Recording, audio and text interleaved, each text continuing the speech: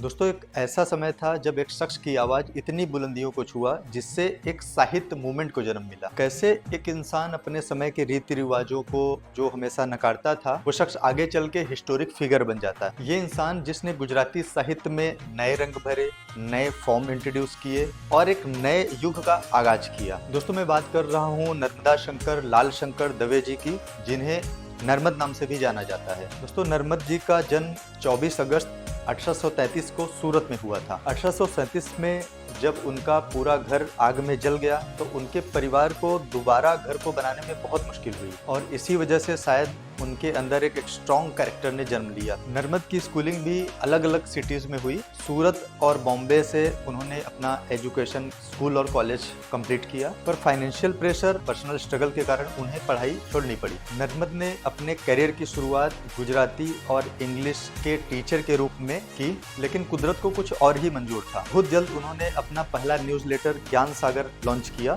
और उन्होंने गुजराती में नए नए लिटरेरी फॉर्म भी इंट्रोड्यूस किए। लेकिन ये रास्ता आसान नहीं था दोस्तों, क्योंकि नर्मद के पास पैसे भी कम थे और उनके कुछ थॉट्स ऐसे थे जिससे सोसाइटी में एक्सेप्टेंस मिलना भी बहुत मुश्किल था। इसलिए उन्होंने स्ट्रगल से भरे हुए रास्ते पर चलने का फैसला किया। उन्होंने 1864 में भी एक डांडियो नाम से वीकली न्यूज़लेटर स्टार्ट किया। ये काम आसान नहीं था क्योंकि उस समय इंडिया में लोग पुरानी सोचों से बंधे हुए थे, पर नर्मद ने अपनी आवाज को दबने नहीं दिया और अपने थॉट्स को बोल्डली सबके सामने रखा। नर्मद ने गुजराती लिटरेचर में एक रिवोल्यूशन स्टार्ट किया।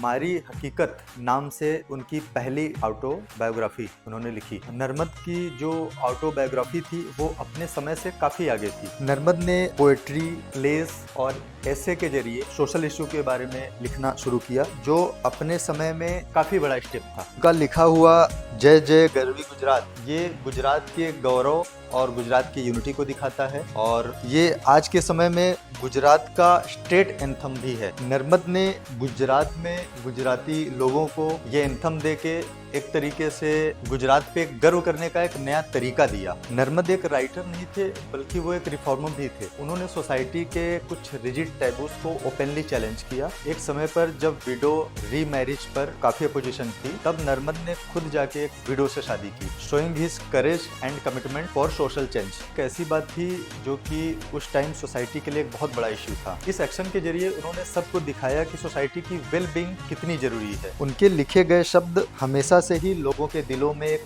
नई चमक लाए हैं। उन्होंने बहुत सारे इंपॉर्टेंट लिटरेचर्स लिखे थे जो कि गुजरात के लिटरेचर फाउंडेशन को काफी मजबूत बनाते हैं। आज भी उनके लिखे हुए शब्द हमारे दिलों में एक अलग जगह रखते हैं। उनका कंप्रोमाइज नहीं करना और अपने बिलीफ पर स्ट्रांगली खड़े रहना हमेशा से ही हम सबके लिए इंस्पायरिंग रहा है। तो दोस्तों, उनके जज्बे, उनकी मेहनत और उनके लिखे शब्द आज भी हमें इंस्पायर करते हैं। अगर आपको हमारी बताई हुई ये कहानी पसंद आती है तो प्लीज इस वीडियो को लाइक कीजिए, शेयर कीजिए, सब्सक्राइब कीजिए और कमेंट में आप अपना सजेशन भी दे सकते हैं ताकि हम नए नए वीडियो इस हिसाब से लाते रहें। Thank you.